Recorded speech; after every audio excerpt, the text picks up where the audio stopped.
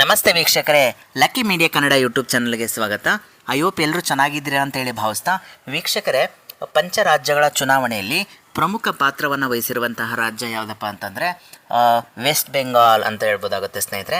So West ಬೆಂಗಾಲ್ಗೆ, ಬಂಗಾಳಕ್ಕೆ ಸಂಬಂಧಪಟ್ಟ ಹಾಗೆ ಅಲ್ಲಿ ಆಗಿರ್ತಕ್ಕಂತಹ SIR ವಿಶೇಷ ಮತದಾರರ ಸಮಗ್ರ ಪರಿಷ್ಕರಣೆಗೆ ಸಂಬಂಧಪಟ್ಟ ಹಾಗೆ ಅತಿ ದೊಡ್ಡ ಡೆವಲಪ್ಮೆಂಟ್ ಆಗಿದೆ ಸ್ನೇಹಿತರೆ. ಅದರಲ್ಲೂ ಕೂಡ ಬರೋಬ್ಬರಿ 91 ಲಕ್ಷ ಮತದಾರರ ಪಟ್ಟಿಯಿಂದ ಕೈ ಬಿಡಲಾಗಿದೆ ಅನ್ನುವಂಥದ್ದು ಅತಿ ದೊಡ್ಡ ಸುದ್ದಿಯನ್ನು ಮಾಡ್ತಾ ಇದೆ ಪಶ್ಚಿಮ ಬಂಗಾಳದಾದ್ಯಂತ ಅನ್ನುವಂಥದ್ದು.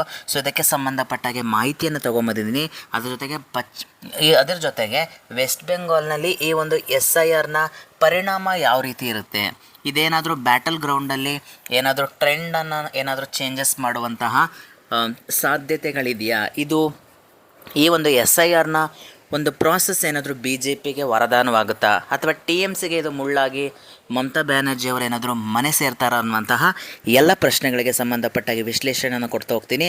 ಅದರ ಜೊತೆಗೆ ಅಲ್ಲಿ ವೆಸ್ಟ್ ಬೆಂಗಾಲ್ನಲ್ಲಿರ್ತಕ್ಕಂಥ ಒಂದು ಜಾತಿಯ ವ್ಯವಸ್ಥೆ ಇರ್ಬೋದು, ಜೊತೆಗೆ ಹಿಂದೂ ಮತ್ತು ಮುಸ್ಲಿಮ್ನ ಒಂದು ಏನು ಮತದಾನದ ಒಂದು ಸಮೀಕರಣ ಏನಿದೆಯಲ್ಲ, ಅದು ಯಾವ ರೀತಿಯಾದಂಥ ಫಲಿತಾಂಶಕ್ಕೆ ಕಾರಣವಾಗಿದೆ ಇಂದಿನ ಚುನಾವಣೆಗಳಲ್ಲಿ ಅನ್ನುವಂಥ ಒಂದು ಮಾಹಿತಿಯನ್ನು ಕೂಡ ತೊಗೊಂಬಂದಿದ್ದೀನಿ ವಿಶೇಷವಾಗಿ ಸ್ನೇಹಿತರೆ. ಅದರ ಜೊತೆಗೆ ಇತ್ತೀಚಿನ ಏನು ವೆಸ್ಟ್ ಬೆಂಗಾಲ್ಗೆ ಸಂಬಂಧಪಟ್ಟಾಗ ಇತ್ತೀಚಿನ ಸರ್ವೆಗಳ ವರದಿಯನ್ನು ಕೂಡ ನಿಮ್ಮ ಮುಂದೆ ತರುವಂಥ ಒಂದು ಪ್ರಯತ್ನ ಇರುತ್ತೆ. ಸೊ ಎಲ್ಲ ವಿಷಯಗಳ ಬಗ್ಗೆ ಬೆಳಕು ಚೆಲ್ತಾ ಹೋಗೋಣ ಸ್ನೇಹಿತರೆ, 1 by 1 ಅಂತ ಹೇಳ್ತಾ. ಸೊ ಯಾರಿನ್ನೂ ನಮ್ಮ ಲಕ್ಕಿ ಮೀಡಿಯಾ ಕನ್ನಡ ಯೂಟ್ಯೂಬ್ ಚಾನಲ್ನ ಸಬ್ಸ್ಕ್ರೈಬ್ ಮಾಡ್ಕೊಂಡಿಲ್ಲ, ದಯವಿಟ್ಟು ಸಬ್ಸ್ಕ್ರೈಬ್ ಮಾಡ್ಕೊಳ್ಳಿ, ಶೇರ್ ಮಾಡಿ, ಲೈಕ್ ಮಾಡಿ ಅಂತ ಹೇಳ್ತಾ. ವೀಕ್ಷಕರೇ, SIR ಪ್ರೋಸೆಸ್ ಅನ್ನುವಂಥದ್ದು ಏನು ಮತದಾರರ ಪಟ್ಟಿಯ ವಿಶೇಷ ಸಮಗ್ರ ಪರಿಷ್ಕರಣೆ ಅಂತ ಹೇಳ್ತೀವಿ. ಅಂದರೆ ಬಂಗಾಳದಲ್ಲಿ ಬಾಂಗ್ಲಾದೇಶದಿಂದ ಬಂದಿರತಕ್ಕಂತಹ ನುಸುಳುಕೋರರು ಅಕ್ರಮವಾಗಿ ಮತದಾರರ ಪಟ್ಟಿಯಲ್ಲಿ ಸ್ಥಾನವನ್ನು ಗಳಿಸಿದರು ಅನ್ನುವಂಥದ್ದು. ಇದಕ್ಕೆ ಸಂಬಂಧಪಟ್ಟಾಗೆ ಕೆಲವು ರಾಜ್ಯಗಳಲ್ಲಿ ಚುನಾವಣಾ ಆಯೋಗ ಅಕ್ರಮ ಮತದಾರರನ್ನು ಕೈ ಬಿಡುವಂಥ ಒಂದು ಕೆಲಸಗಳನ್ನು ಮಾಡಿದೆ ಅನ್ನುವಂಥದ್ದು. ಅದೇ ರೀತಿಯಾದಂಥ ಪ್ರಾಸೆಸ್ಸನ್ನು ಕೂಡ ವೆಸ್ಟ್ ಬೆಂಗಾಲಲ್ಲಿ ಇಂಪ್ಲಿಮೆಂಟ್ ಮಾಡಿ SIRನ ಮುಖಾಂತರ ಬರೋಬ್ಬರಿ 91 ಲಕ್ಷ ಮತದಾರರನ್ನು ಕೈ ಬಿಡಲಾಗಿದೆ ಅನ್ನುವಂಥದ್ದು. ಆ ಒಂದು 91 ಲಕ್ಷ ಮತದಾರರ ಸಂಖ್ಯೆಯಲ್ಲಿ 63% 63% ಮತದಾರರು ಹಿಂದೂಗಳು ಅನ್ನುವಂಥದ್ದು ಇರ್ಬೋದು, ಜೊತೆಗೆ 34% ಮತಗಳು ಮುಸ್ಲಿಂ ಸಮುದಾಯಕ್ಕೆ ಸೇರಿರುವುದು ಅನ್ನುವಂಥ ಮಾಹಿತಿಯನ್ನು ಹೇಳಲಾಗ್ತಾ ಇದೆ ಅನ್ನುವಂಥದ್ದು. ಅದರಲ್ಲಿ ಬರೋಬ್ಬರಿ 57 ಲಕ್ಷ ಹಿಂದೂ ಮತಗಳಾಗಿದ್ದರೆ 31 ಲಕ್ಷ ಮುಸ್ಲಿಂ ಮತದಾರರು ಒಳಗೊಂಡಿದ್ದರು ಅನ್ನುವಂತಹ ಅಂಶ ಬೆಳಕಿಗೆ ಬರ್ತಾ ಇದೆ ಅನ್ನುವಂಥದ್ದು. ಸ್ನೇಹಿತರೆ, SIRನ ಪ್ರೋಸೆಸ್ನ ನಂತರ ಅಲ್ಲಿರ್ತಕ್ಕಂತಹ ಏನು ಫೇಕ್ ವೋಟರ್ಸ್ ಅಂತ ಹೇಳ್ತೀವಿ, ಏನು ನಕಲಿ ಮತದಾರರನ್ನು ತೆಗೆಯುವಂಥ ಒಂದು ಕೆಲಸವನ್ನು ಮಾಡಿದೆ ಚುನಾವಣಾ ಆಯೋಗ ಅನ್ನುವಂಥದ್ದು. ಇದು ಎಷ್ಟರ ಮಟ್ಟಿಗೆ ಬ್ಯಾಟಲ್ ಗ್ರೌಂಡ್ನಲ್ಲಿ ಇಂಪ್ಯಾಕ್ಟ್ ಮಾಡುತ್ತೆ ಅನ್ನುವಂಥದ್ದು ಫಲಿತಾಂಶದ ನಂತರ ನಮಗೆ ತಿಳಿತಾ ಹೋಗುತ್ತೆ ಅನ್ನುವಂಥದ್ದು. ಯಾಕಂದರೆ ಈ ರೀತಿಯಾದಂತಹ SIRನ ಪ್ರೋಸೆಸ್ಸಿಂದ ಹಿಂದೆ ನಡೆದಿರ್ತಕ್ಕಂಥ ಸುಮಾರು ಚುನಾವಣೆಗಳಲ್ಲಿ BJPಗೆ ಇದು ವರದಾನವಾಗಿದೆ ಅನ್ನುವಂಥದ್ದು. ಅದು ಎಲ್ಲ ರಾಜ್ಯಗಳಲ್ಲೂ ಕೂಡ ತಾನು ಗೆಲ್ಲುವ ಒಂದು ಹಂತಕ್ಕೆ ತಲುಪಿ ಸರ್ಕಾರವನ್ನು ಕೂಡ ರಚಿಸಿದೆ ಅನ್ನುವಂಥದ್ದು. ಈ ರೀತಿಯಾದಂತಹ SIRನ ಪ್ರೋಸೆಸ್ ಈ ಬಾರಿ ವೆಸ್ಟ್ ಬೆಂಗಾಲ್ನಲ್ಲಿ ವರ್ಕ್ ಆಗುತ್ತಾ, ಇದಕ್ಕೆ BJPಗೆ ಏನಾದರೂ ಇದು ವರದಾನವಾಗುತ್ತಾ ಅನ್ನುವಂಥದ್ದನ್ನ ನೋಡ್ತಾ ಹೋಗೋಣ. ಸೊ ಯಾಕಂದರೆ ಅದು ವೆಸ್ಟ್ ಬೆಂಗಾಲ್ ಬೇಸಿಕಲಿ TMCಯ ಭದ್ರಕೋಟೆ ಆಗಿದೆ. 2011ರಿಂದನೂ ಕೂಡ ಸತತ ಗೆಲುವನ್ನು ಪಡೆಯುವಲ್ಲಿ ಮಮತಾ ದೀದಿಯವರು ಯಶಸ್ವಿಯಾಗಿದ್ದಾರೆ ಅನ್ನುವಂಥದ್ದು. ಸೊ 34 ವರ್ಷಗಳ ಸುದೀರ್ಘ ಎಡರಂಗದ ಆಡಳಿತವನ್ನು ಅಂತ್ಯಗೊಳಿಸಿ ಮಮತಾ ಬ್ಯಾನರ್ಜಿಯವರು ಸುಭದ್ರ ಸರ್ಕಾರವನ್ನು 2011ರಲ್ಲಿ ಸ್ಟಾರ್ಟ್ ಮಾಡಿದರು ಅನ್ನುವಂಥದ್ದು. ಬಟ್ ಈ ಮುಖಾಂತರ 2011ರಲ್ಲಿ ತನ್ನ ಗೆಲುವಿನ ಓಟವನ್ನು ಆರಂಭಿಸಿದಂಥ ಮಮತಾ ಬ್ಯಾನರ್ಜಿಯವರು ಈಗ 4ನೇ ಬಾರಿಗೆ ಸರ್ಕಾರ ರಚನೆ ಮಾಡುವ ಹಂಬಲದೊಂದಿಗೆ ಚುನಾವಣೆಯನ್ನು ಎದುರಿಸ್ತಾ ಇದ್ದಾರೆ ಅನ್ನುವಂಥದ್ದು. ಸೊ ಈ ಬಾರಿಯ ಚುನಾವಣೆ ಅತಿ ದೊಡ್ಡ ಸವಾಲಾಗಿದೆ BJPಯನ್ನು ಅವರು ಎದುರಿಸಬೇಕಾಗಿರ್ತಕ್ಕಂಥ ಒಂದು ಪರಿಸ್ಥಿತಿ. ಯಾಕಂದರೆ ಅವರ ಜೊತೆಯಲ್ಲೇ ಇದ್ದಂತಹ BJPಯ ಪ್ರಸ್ತುತ ರಾಜ್ಯ ನಾಯಕರಾಗಿ ಗುರುತಿಸ್ಕೊಂಡಿರ್ತಕ್ಕಂಥ ಸುವೇಂದು ಅಧಿಕಾರಿಯವರು ಅವರ ಪ್ರತಿಸ್ಪರ್ಧಿಯಾಗಿ ಅವರ ಕ್ಷೇತ್ರದಲ್ಲಿ ಸ್ಪರ್ಧೆಯನ್ನು ಮಾಡ್ತಿದ್ದಾರೆ ಭವಾನಿಪುರದಲ್ಲಿ ಅನ್ನುವಂಥದ್ದು. 2021ರ ಚುನಾವಣೆಯನ್ನು ನೆನಪಿಸ್ಕೊಳ್ತಾ ಹೋಗೋಣ ಸ್ನೇಹಿತರೆ. ಅಂದಿನ ನಂದಿಗ್ರಾಮ ವಿಧಾನಸಭಾ ಕ್ಷೇತ್ರದಲ್ಲಿ ಸುವೇಂದು ಅಧಿಕಾರಿಯವರ ವಿರುದ್ಧ 1125 ಮತಗಳ ಅಂತರದಲ್ಲಿ ಮಮತಾ ಬ್ಯಾನರ್ಜಿಯವರನ್ನು ಸೋಲು ಕಾಣಬೇಕಾಗುತ್ತೆ ಅನ್ನುವಂಥದ್ದು. ಹೀಗೆ ಸುವೇಂದು ಅಧಿಕಾರಿಯನ್ನು ಬಳಸ್ಕೊಂಡಂಥ BJP ಎಲ್ಲೊಂದು ರೀತಿ ಮಮತಾ ಬ್ಯಾನರ್ಜಿಯವನ್ನ ರಾಜ್ಯಾದ್ಯಂತ ಟಿ ಎಮ್ ಸಿಯನ್ನು ಕಟ್ಟಾಕುವಂಥ ಒಂದು ಪ್ರಯತ್ನ ಮಾಡ್ತು. ಆದರೂ ಕೂಡ ಅದು ಸಫಲ ಆಗಲಿಲ್ಲ ಅನ್ನುವಂಥದ್ದು. ಅದು ಹೆಚ್ಚಿನ ಮತ ಗಳಿಕೆಯನ್ನು ಮಾಡುತ್ತೆ ಅನ್ನುವಂಥದ್ದು. ಬರೋಬ್ಬರಿ 38% ಮತ ಗಳಿಕೆಯನ್ನು ಮಾಡುವ ಮುಖಾಂತರ ಎಲ್ಲೊಂದು ರೀತಿ ಪಶ್ಚಿಮ ಬಂಗಾಳದಲ್ಲಿ ಕೆಲವು ಕ್ಷೇತ್ರಗಳಲ್ಲಿ ತನ್ನ ಬುಡವನ್ನು ಗಟ್ಟಿ ಮಾಡ್ಕೊಳ್ತಾ ಬರೋಬ್ಬರಿ 77 ಕ್ಷೇತ್ರಗಳಲ್ಲಿ ತಾನು ಜಯಬೇರಿ ಬಾರಿಸುತ್ತೆ. ಟಿ ಎಮ್ ಸಿ 215 ಕ್ಷೇತ್ರಗಳ ಒಂದು ಗೆಲ್ಲುತ್ತೆ ಅನ್ನುವಂಥದ್ದು. ಹೀಗೆ ಈ ಒಂದು ಚುನಾವಣೆಯ 2021 ಚುನಾವಣೆಯಲ್ಲಿ ಬಿ ಜೆ ಪಿ ಯಾವ ರೀತಿಯಾದಂತಹ ಒಂದು ಗಟ್ಟಿತನವನ್ನು ತೋರಿಸಿತ್ತು. ಸೊ ಅಲ್ಲಿರ್ತಕ್ಕಂಥ ಸರ್ವೆಗಳು ಹೇಳ್ತಾ ಇದ್ವು 2021ರಲ್ಲಿ ಬಿ ಜೆ ಪಿಯ ನೇತೃತ್ವದ ಸರ್ಕಾರ ಜಾರಿಗೆ ಬರುತ್ತೆ, ಮಮತಾ ಬ್ಯಾನರ್ಜಿಯವರು ಮನೆಗೆ ಹೋಗ್ತಾರೆ, ಮಮತಾ ಬ್ಯಾನರ್ಜಿಯವ್ರಿಗೆ ಸೋಲಾಗುತ್ತೆ, ನಂದಿಗ್ರಾಮವನ್ನು ಸೋಲುವ ಮುಖಾಂತರ ರಾಜ್ಯಾದ್ಯಂತ ಟಿ ಎಮ್ ಸಿ ಸೋಲುತ್ತೆ ಅನ್ನುವಂತಹ ಒಂದು ಪ್ರಿಡಿಕ್ಷನನ್ನು ಕೊಡ್ತಾಯಿದ್ರು. But T M C comeback ಮಾಡುತ್ತೆ 2021ರಲ್ಲಿ. ಖುದ್ದು ಮಮತಾ ಬ್ಯಾನರ್ಜಿ ನಂದಿಗ್ರಾಮದಲ್ಲೂ ಕೂಡ ಸೋತರು ಕೂಡ ರಾಜ್ಯಾದ್ಯಂತ ಅವರು ತಮ್ಮ ಅಭ್ಯರ್ಥಿಗಳನ್ನು ಗೆಲ್ಲಿಸುವಲ್ಲಿ ಸಶಕ್ತರಾಗ್ತಾರೆ, ಜೊತೆಗೆ ಗೆಲ್ತಾರೆ ಅನ್ನುವಂಥದ್ದು ಮುಖಾಂತರ 2021ರಲ್ಲಿ ಮತ್ತೊಮ್ಮೆ ಮುಖ್ಯಮಂತ್ರಿಯಾಗಿ ಆಯ್ಕೆ ಆಗ್ತಾರೆ ಅನ್ನುವಂಥದ್ದು. ಸ್ನೇಹಿತರೆ, ವೆಸ್ಟ್ ಬೆಂಗಾಲ್ನ ಒಂದು ರೀತಿಯಾದಂತಹ ಜಾತಿ ಸಮೀಕರಣದ ಜೊತೆಗೆ ಅಲ್ಲಿರ್ತಕ್ಕಂಥ ಹಿಂದೂ ಮುಸ್ಲಿಂ ಸಮುದಾಯದ ಮತಗಳು ಯಾರ ಪರವಾಗಿ ವರ್ಕೌಟ್ ಆಗುತ್ತೆ ಅಂದರೆ ಹಿಂದೂ ಮತಗಳ ಒಂದು ಡಾಮಿನೇಟಿಂಗ್ ಏರಿಯಾ ಇರುವಂಥದ್ದು ಬರೋಬ್ಬರಿ 182 ವಿಧಾನಸಭಾ ಕ್ಷೇತ್ರಗಳಲ್ಲಿ ಎನ್ನುವಂಥದ್ದು. ಮುಸ್ಲಿಂ ಡಾಮಿನೇಟಿಂಗ್ ಏರಿಯಾಗಳು ಬರೋಬ್ಬರಿ 112 ಕ್ಷೇತ್ರಗಳಲ್ಲಿ ಅನ್ನುವಂಥದ್ದು. ಸ್ನೇಹಿತರೆ, 182 ಕ್ಷೇತ್ರಗಳಲ್ಲಿ ಹಿಂದೂ ಮತದಾರರು ತುಂಬ ಡಿಸಿಷನ್ ಆಗಿ ಅವರೇ ಡಿಸಿಸಿವ್ ಫ್ಯಾಕ್ಟರಾಗಿ ಕಾಣಿಸಿಕ್ತಾರೆ ಅನ್ನುವಂಥದ್ದು. ಅದೇ ರೀತಿ 112 ಕ್ಷೇತ್ರಗಳಲ್ಲಿ ಮುಸ್ಲಿಂ ಡಾಮಿನೇಟಿಂಗ್ ಏರಿಯಾಗಳಲ್ಲಿ ಎಲ್ಲೋ ಒಂದು ರೀತಿ ಅವರು ಡಿಸಿಷನ್ ಆಗಿ ಅವರ ಒಂದು ಮತದಾನ ಅನ್ನುವಂಥದ್ದು ಆ ಒಂದು ಕ್ಷೇತ್ರಗಳ ಒಂದು ಫಲಿತಾಂಶವನ್ನು ನಿರ್ಧರಿಸುತ್ತೆ ಅನ್ನುವಂಥದ್ದು ನಾವು ಗಮನಿಸ್ತಾ ಹೋಗ್ಬೋದಾಗತ್ತೆ ಸ್ನೇಹಿತರೆ. ಸೊ ಹೀಗೆ ಬಿ ಜೆ ಪಿ ಏನಾದರೂ ವೆಸ್ಟ್ ಬೆಂಗಾಲನ್ನು ತನ್ನ ವಶಕ್ಕೆ ತೆಗೆದುಕೊಳ್ಬೇಕು ಅಂತಂದರೆ ಅವರು ಬರೋಬ್ಬರಿ 182 ಕ್ಷೇತ್ರಗಳಲ್ಲಿ ಜಯಬೇರಿಯನ್ನು ಬಾರಿಸಲೇಬೇಕಾಗುತ್ತೆ ಸ್ನೇಹಿತರೆ.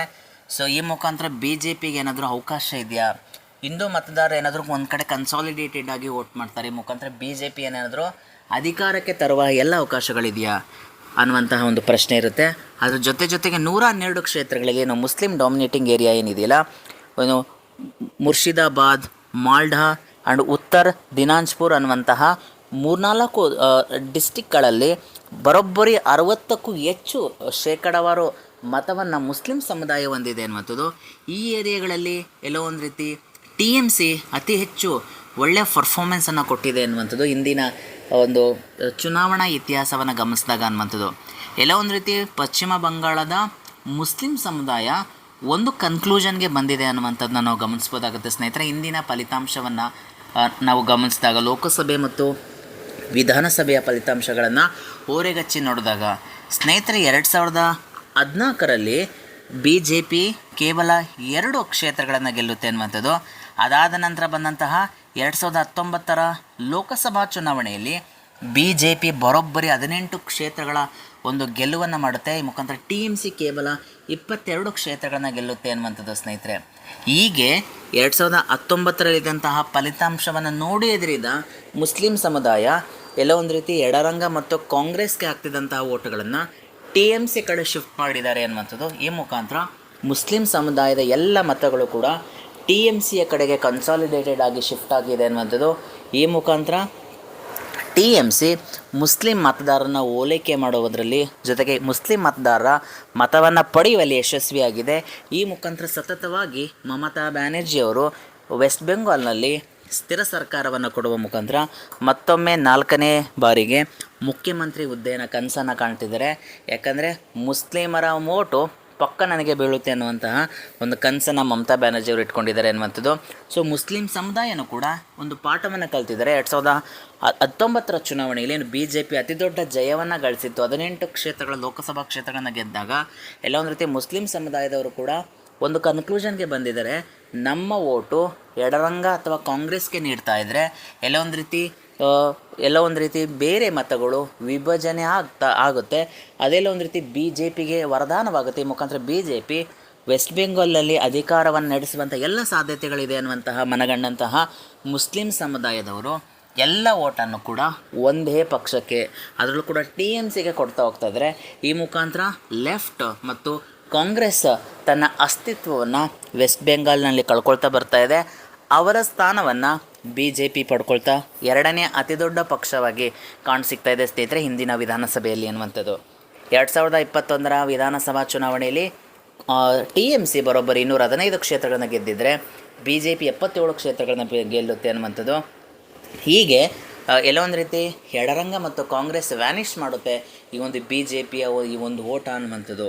ಸೊ ಇದೆಲ್ಲವನ್ನು ಕೂಡ ಗಮನಿಸಿದಾಗ ಸ್ನೇಹಿತರೆ ಎಲ್ಲೋ ಒಂದು ರೀತಿ 91 ಲಕ್ಷ ಮತದಾರರ ಏನು ಈ ವೋಟರ್ಸ್ ಡಿಲೀಷನ್ ಪ್ರೋಸೆಸ್ ಇದೆಯಲ್ಲ, ಇದೆಲ್ಲೋ ಒಂದು ರೀತಿ ಮಮತಾ ಸರ್ಕಾರದ ಮೇಲೆ ಪರಿಣಾಮ ಬೀರುತ್ತೆ ಅನ್ನುವಂಥದ್ದು. ಜೊತೆಗೆ ಅಲ್ಲಿರ್ತಕ್ಕಂತಹ ಚುನಾವಣೆಯ ಮೇಲೆ ಪ್ರಭಾವ ಬೀರುತ್ತೆ.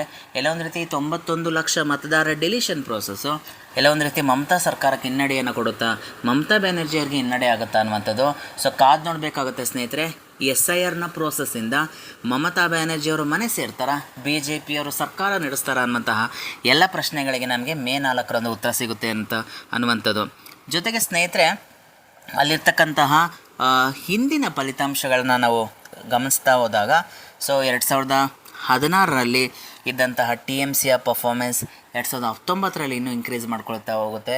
2024ರಲ್ಲಿ ಟಿ ಎಮ್ ಸಿ 21 ಕ್ಷೇತ್ರಗಳನ್ನು ಗೆಲ್ಲುವ ಮುಖಾಂತರ 42% ಮತಗಳಿಕೆಯನ್ನು ಮಾಡುತ್ತೆ. ಅದೇ ರೀತಿ ಬಿ ಜೆ ಪಿ 12 ಸ್ಥಾನಗಳಿಗೆ ಕುಸಿಯುತ್ತೆ ಅನ್ನುವಂಥದ್ದು. 2019ರಲ್ಲಿ 18 ಇದ್ದಂತಹ ಲೋಕಸಭಾ ಕ್ಷೇತ್ರಗಳದ್ದು ಬಿ ಜೆ ಪಿ 12ಕ್ಕೆ ಕುಸಿಯುತ್ತೆ ಮುಖಾಂತರ 39% ಮತಗಳನ್ನು ಗೆಲ್ಲಿಸುತ್ತೆ ಅನ್ನುವಂಥದ್ದು. ಇಂಡಿಯನ್ ನ್ಯಾಷನಲ್ ಕಾಂಗ್ರೆಸ್ 11% ಮತಗಳಿಕೆಯ ಮುಖಾಂತರ ಕೇವಲ 1 ಕ್ಷೇತ್ರಕ್ಕೆ ಮಾತ್ರ ಮೀಸಲಾಗುತ್ತೆ ಅನ್ನುವಂಥದ್ದು.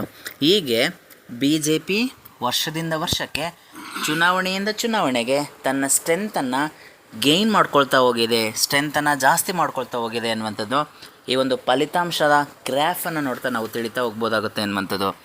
ಇನ್ನು ಸ್ನೇಹಿತರೆ ಪಶ್ಚಿಮ ಬಂಗಾಳಕ್ಕೆ ಸಂಬಂಧಪಟ್ಟ ಹಾಗೆ ಅಲ್ಲಿರ್ತಕ್ಕಂತಹ ಹೀಗೆ SIRನ ಪ್ರೋಸೆಸ್ಸಿಂದ ಬಂಗಾಳದಲ್ಲಿ ಟಿ ಎಮ್ ಸಿಗೆ ಏನಾದರೂ ಹಿನ್ನಡೆ ಇದೆಯಾ ಅಥವಾ ಬಿ ಜೆ ಪಿಗೆ ಏನಾದರೂ ಮುನ್ನಡೆ ಇದೆಯಾ ಅನ್ನುವಂತಹ ಎಲ್ಲ ಪ್ರಶ್ನೆಗಳಿಗೂ ಕೂಡ ಚುನಾವಣೆಯ ದಿನಾಂಕ ಚುನಾವಣೆಯ ನಂತರ ಫಲಿತಾಂಶದೇನೋದೊಂದು ನಮಗೆ ತಿಳಿತಾ ಹೋಗುತ್ತೆ ಅಂತ ಹೇಳ್ತಾ ಸೊ ಇದಾಗಿತ್ತು ಸ್ನೇಹಿತರೆ ಇವತ್ತಿನ ವಿಶೇಷ. ಸೊ ಯಾರಿನ್ನೂ ನಮ್ಮ lucky media Kannada YouTube channel subscribe ಮಾಡ್ಕೊಂಡಿಲ್ಲ, ದಯವಿಟ್ಟು ಸಬ್ಸ್ಕ್ರೈಬ್ ಮಾಡ್ಕೊಳ್ಳಿ, ಶೇರ್ ಮಾಡಿ, ಲೈಕ್ ಮಾಡಿ. ಥ್ಯಾಂಕ್ ಯು ಸೋ ಮಚ್ ವೀಕ್ಷಕರೇ.